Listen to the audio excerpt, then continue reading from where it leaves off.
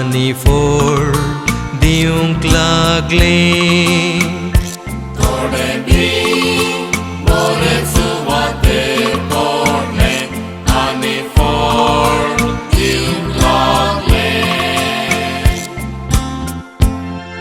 प्रितुमेची तूं भेट करताय, तिचेर पाव सोदताय. शुभमपणान तिका सुफोळ करताय. देवा तुझ्या वाळानयांनी उदकाचो अभाव ना.